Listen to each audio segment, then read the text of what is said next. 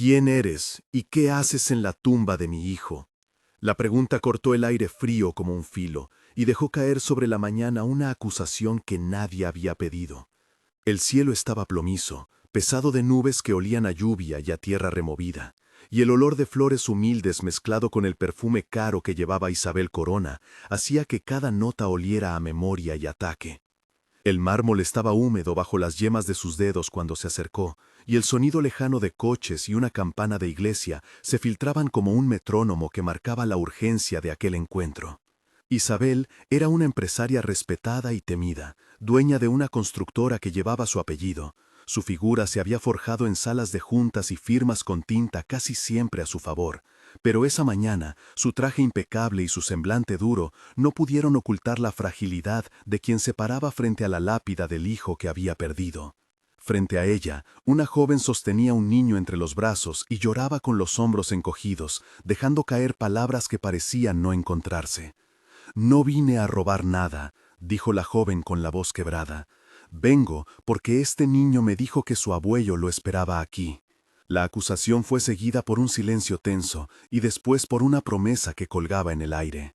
La verdad que saldría de aquella conversación no solo cambiaría el destino de la familia Corona, sino que también obligaría a Isabel a mirar lo que durante años había intentado enterrar. Cada piedra del camino, cada pétalo aplastado, parecía llevar impresas cicatrices que Isabel conocía como propias. Y mientras sus pasos se acercaban, un pequeño gesto la obligó a contener la respiración, porque había alguien más junto al túmulo que no había sido avisado. Ella recordó, por un segundo, decisiones pasadas en las que a pedido había puesto seguridad para alejar a intrusos y en las que había ordenado que se impidiera el acceso a ciertas personas.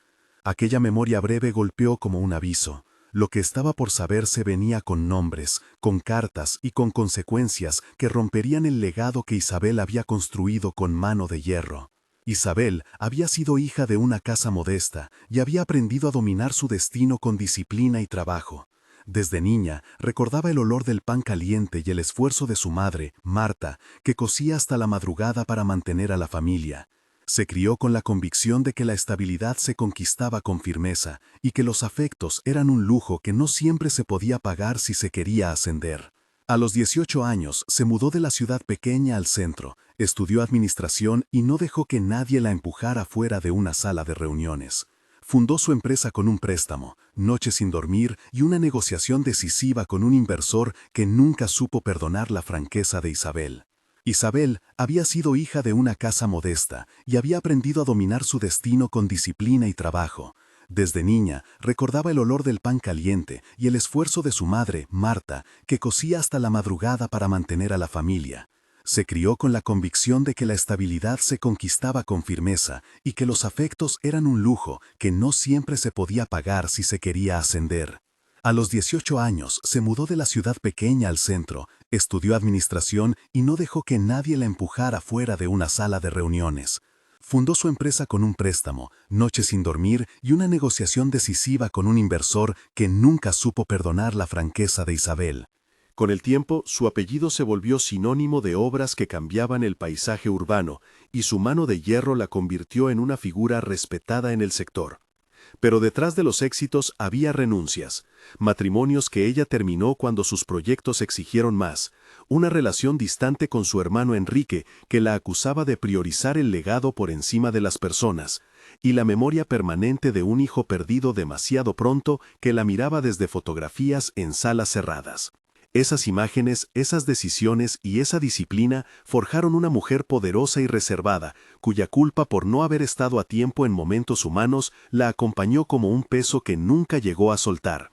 Isabel había aprendido que el control podía prevenir el dolor, y sin embargo el control a veces servía para ocultar lo que necesitaba ser visto. Frente a Isabel, la joven que sostenía al niño se llamaba Lucía, y su historia era otra versión de renuncias y lucha. Creció en un barrio cercano, hija de Marta la costurera que en otra vida había arreglado la ropa de Isabel sin saber que algún día la vida las pondría frente a frente. Lucía tuvo un novio que se fue temprano, una pérdida que la dejó sola y un trabajo en una panadería donde aprendió a saludar con una sonrisa aunque por dentro la tempestad no amainara. Tenía en los ojos una mezcla de vergüenza y decisión. Su voz se quebró cuando dijo: «No vine a pedir nada que sea de dinero, solo quiero que mi hijo sepa que su abuelo lo quiso». La joven sujetaba al niño con ternura, y el niño, Mateo, olía a galletas y a sudor infantil. Su cabello oscuro caía en rizos y su pequeña mano apretó el vestido de Lucía como si el viaje hasta la tumba hubiera agotado una parte de su confianza en el mundo. Isabel la miró con desdén primero, la empresaria que había aprendido a medir las amenazas, pero debajo de aquel juicio hubo un retazo de algo más antiguo, un recuerdo vago de una muchacha en la panadería pidiendo trabajo que ella había visto una vez y a quien no había extendido la mano. «No tienes derecho a estar aquí», dijo Isabel, y su voz tembló por un instante. «Mi familia no necesita compasión de extraños». Lucía soltó un sollozo y contestó: «No soy una extraña, soy lo que queda». Aquella frase funcionó como detonante y precipitó la primera revelación. Una vieja carta encontrada entre los papeles del hijo muerto mencionaba un nombre que nadie esperaba y abrió una pista que Isabel no supo evitar seguir. La relación secreta y la evidencia inicial se descubrieron como piezas de un rompecabezas que llevaba años oculto. Un fotógrafo local, Jorge, había tomado imágenes de un encuentro furtivo años atrás que nadie había pensado importante hasta que alguien revisó viejos álbumes tras el funeral. En la fotografía, el hijo de Isabel, Andrés, aparecía abrazando a una mujer detrás de un armario. Banco en un parque. La foto no solo mostraba un gesto, sino un reloj con una inscripción que coincidía con una dedicatoria en una carta hallada luego entre los papeles de Andrés. «Esa mujer», dijo Ana, la asistente personal de Isabel, «aparece con Andrés en una sola imagen, y la fecha coincide con su ausencia por trabajo». Las pruebas eran débiles pero punzantes. Un testimonio del portero que recordó ver a un vehículo entrar a altas horas la misma semana, un billete olvidado con la inicial L, y la declaración de una vecina, Marta la costurera, que había visto a una joven abrazando al muchacho en la tarde que desapareció. Los diálogos se multiplicaron, tensos y directos, mientras los personajes buscaban encajar hechos y emociones. «¿Cómo supo Andrés de esta mujer?», preguntó Isabel. «No lo sé», respondió Roberto, el abogado de la familia, «pero hay líneas y fechas que no mienten. Debemos investigar». Jorge, el fotógrafo, aportó la imagen, Ana encontró la carta, Marta confirmó una visita, y Lucía, acorralada por la mirada de Isabel, contó su versión con el valor de quien no tiene ya nada que perder. El intercambio fue áspero y lleno de contradicciones, con Isabel insistiendo en culpas ajenas y Lucía pidiendo reconocimiento para un niño que llevaba en brazos la vida de otro hombre. Cada intervención aumentó la tensión y llevó la investigación inicial hacia una búsqueda más amplia de pruebas que haría a la familia enfrentar su propio pasado.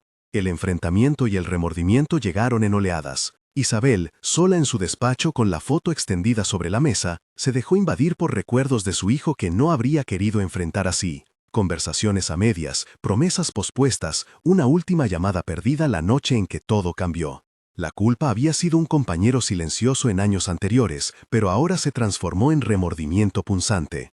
«Si hubiera escuchado», murmuró, «si hubiera bajado la guardia una vez». En el cementerio, el diálogo con Lucía se volvió más crudo. «Ella no pidió que la creyeras», dijo Jorge, «solo pidió que la escucharan». «¿Y por qué debería escucharte?», replicó Isabel con dureza. «Porque este niño tiene el derecho a conocer su sangre», replicó Lucía, y su voz terminó en un sollozo que pareció desarmar la armadura de Isabel por un momento. Se abrió entonces la posibilidad de acción, buscar exámenes de ADN, revisar registros, contactar a antiguos compañeros de Andrés. Se decidió que se haría una investigación formal y que se solicitaría una prueba pericial en un instituto forense para confirmar la filiación. La decisión llevó a una noche de insomnio en la que Isabel se enfrentó a su propia paradoja. Había luchado toda una vida por proteger un legado y ahora debía arriesgarlo por algo que no entendía del todo, pero que perturbaba su sentido de responsabilidad. El primer encuentro controlado ocurrió en una plaza pública donde las horas doradas filtraban un silencio apacible y los sonidos eran el canto distante de pájaros, el crujir de hojas y el juego de niños en los columpios. El lugar estaba elegido por seguridad.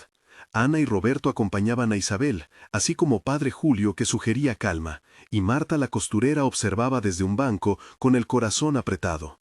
Allí Lucía llegó con Mateo y se sentó frente a Isabel, que, con manos que intentaban no temblar, abrió la conversación. «Quiero saber la verdad», dijo Isabel. «Necesito pruebas». Lucía respondió con honestidad, contó los olvidos de Andrés, los momentos robados, las cartas que él le había dado sin querer mostrar al mundo. Nunca pedí su herencia, dijo Lucía, pedí que mi hijo supiera de quién viene. Hubo un intercambio extenso de preguntas y respuestas, con cerca de 2 intervenciones que desnudarían tanto el pasado como la humanidad oculta en todos. ¿Cómo puedes decir que él lo amó si no te casaste?, preguntó Isabel. El amor no siempre pide papeles, contestó Lucía. ¿Y entonces por qué esconderlo?, insistió Ana. Porque tenía miedo, confesó Lucía. ¿Miedo de qué?, preguntó Marta. Miedo del juicio de una familia poderosa, dijo Lucía, y su voz tembló como si aún sintiera el rechazo en el cuerpo. Entre palabras hubo gestos. Isabel tocó el pañuelo del niño, Rodrigo el chofer dejó caer la mirada, Padre Julio ofreció una oración silenciosa, Ana miró con compasión. Ese diálogo, largo y doloroso, fue una escena de humanización, mostró que detrás del conflicto de legado y control había personas con heridas y con deseos simples de reconocimiento y pertenencia. La crisis médica y la intervención complicaron aún más la historia. Mateo enfermó de manera inesperada, con fiebre alta y convulsiones, y en cuestión de horas, el hospital municipal recibió al niño envuelto en la urgencia de un centro con olor a desinfectante y pasillos que reverberaban con el eco de pasos apresurados. La doctora Carla, de guardia, describió el cuadro como una bronquiolitis complicada y pidió observación inmediata. Explicó con palabras accesibles que era necesario secuenciar pruebas y administrar suero y oxígeno. En la sala de espera, las decisiones legales y médicas se entrelazaron. Roberto explicó la necesidad de firmar autorizaciones médicas y el trámite de acceso a la historia clínica en caso de que se requiriera intervención legal. Necesitamos su autorización para cualquier procedimiento, informó Carla a Lucía, que estaba desbordada. Al mismo tiempo, Isabel ofreció recursos y se comprometió a cubrir gastos, una intervención que enfureció y a la vez conmovió. Por primera vez cedía control por la vida de ese niño. La tensión subió cuando un fiscal del hospital informó que, si no había reconocimiento de filiación, los trámites para tutela temporal se enmarcaban en un proceso administrativo que podía durar días. Hubo una descripción técnica del procedimiento en términos sencillos, la obtención de consentimiento informado, el registro en la historia clínica, la posibilidad de declarar tutor provisional en 24 a 72 horas y la necesidad de pruebas de filiación para trámites de custodia a largo plazo. Estos términos pesaban como relojes sin pausa y obligaron a Isabel a tomar una decisión inmediata, asumir responsabilidad temporal para garantizar la atención, lo que la exponía legalmente, pero salvaba la vida de Mateo. Esa elección acentuó su arcada de humanidad frente a los reclamos de su familia y ante la autoridad del gobierno hospitalario. La familia reaccionó con conflicto y amenazas legales cuando las noticias comenzaron a filtrarse a la junta directiva y a los pasillos del bufete legal que manejaba la herencia. Enrique, hermano de Isabel, convocó a una reunión con el objetivo claro de proteger el legado. No podemos permitir que una reclamación sin pruebas rompa lo que tanto nos costó, dijo con voz grave. Mauricio, el director financiero, recalcó los riesgos y propuso medidas de contención. Contratar abogados especializados, solicitar una prueba de ADN con cadena de custodia estricta y, si fuera necesario, impugnar cualquier derecho a la herencia. Se nombraron entre los asistentes a Roberto, que intentó suavizar el conflicto diciendo que la prioridad era el niño y no el apellido. Primero la salud y luego los papeles, insistió el abogado, pero los murmullos de control y de miedo a perder el legado se escucharon con fuerza. Hubo reuniones privadas en las que se propusieron alternativas frías, apoyar económicamente, pero sin reconocimiento formal, una solución que alimentarían marchas legales y divisiones. El tono pasó de formal a contencioso, con el uso de vocabulario jurídico que Isabel no había querido oír, palabras como impugnación, tutela provisional, prescripción y cláusulas testamentarias que aparecían como amenazas. Marta, la costurera, cruzó la puerta del despacho con una carta en la mano y dijo que la vida no podía ser reducida a cláusulas, y esa intervención dejó en evidencia la distancia entre el mundo del negocio y el mundo de la carne y la memoria. La revelación definitiva llegó en forma de una carta póstuma que Andrés había dejado escondida entre las hojas de un libro de poemas en su escritorio. La carta fue leída en voz alta por Ana con manos temblorosas, y cada línea movió a la familia hacia una rendición que nadie creyó posible horas antes. En la carta,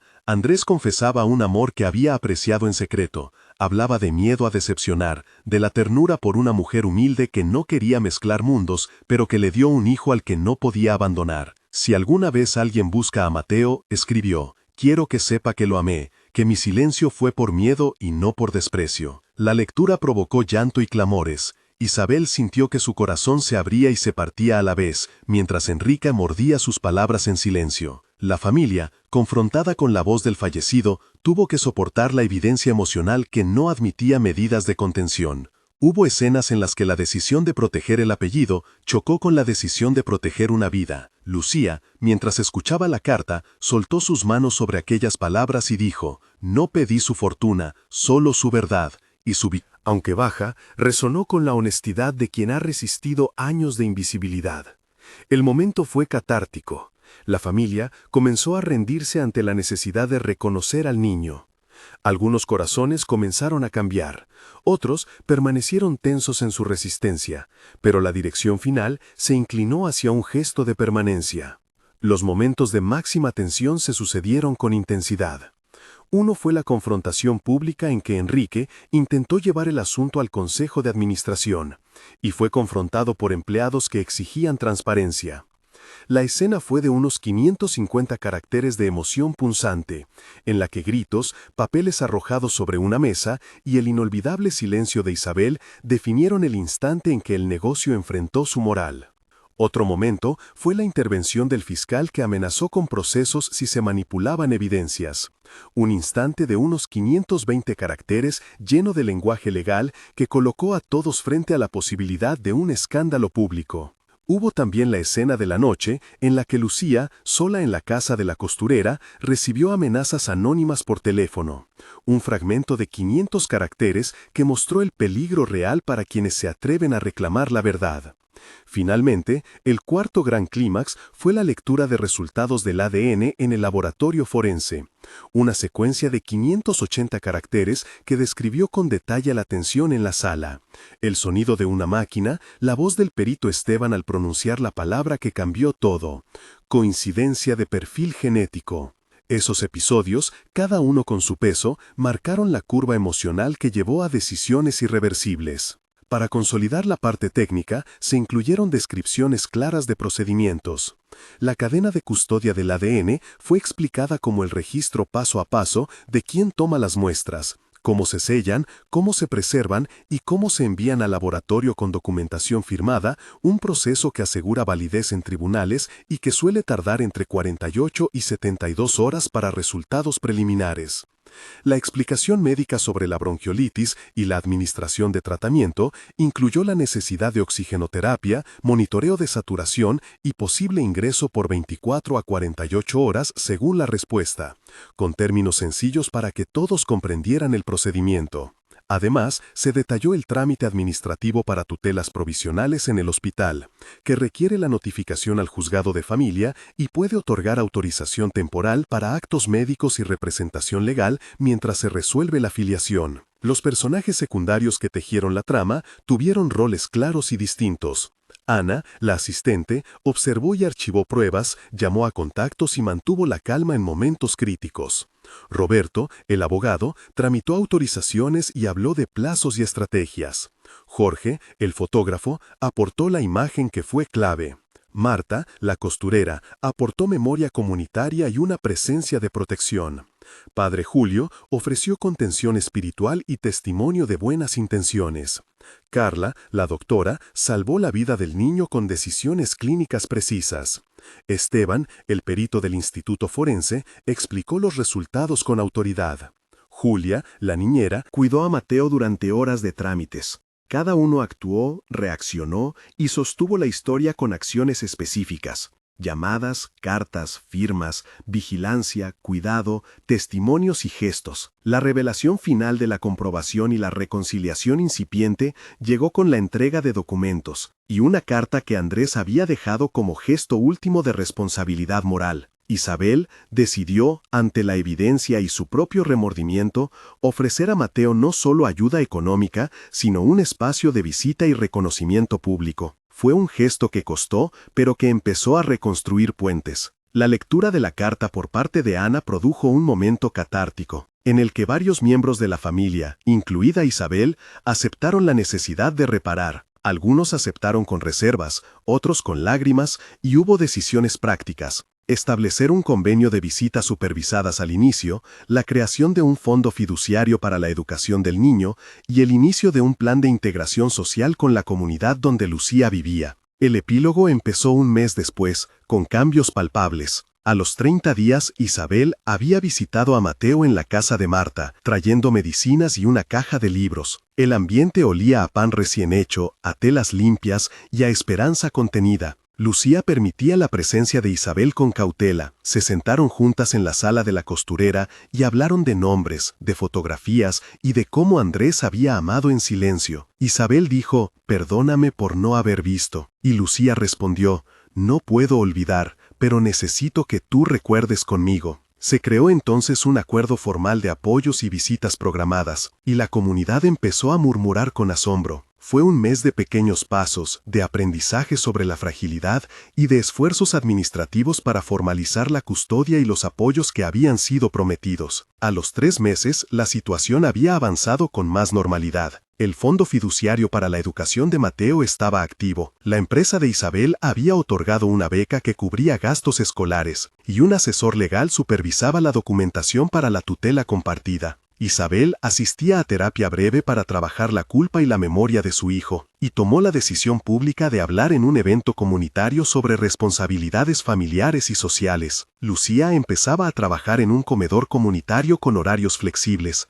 que le permitían estar con Mateo, y la relación entre ambas mujeres había ganado un respeto lento y auténtico. La plaza donde se habían reunido por primera vez ahora era sitio de encuentros, con flores humildes que alguien dejaba cada semana en memoria de Andrés y como símbolo del nuevo pacto entre familias. En términos prácticos, se había firmado un convenio de visitas que establecía días y horarios, responsabilidades y un compromiso de no interferencia en la vida diaria de Lucía, y todo ello fue validado por abogados y por el juzgado de familia en una audiencia breve y menos tensa que las esperadas. 6 meses después, la transformación se volvió palpable y más profunda.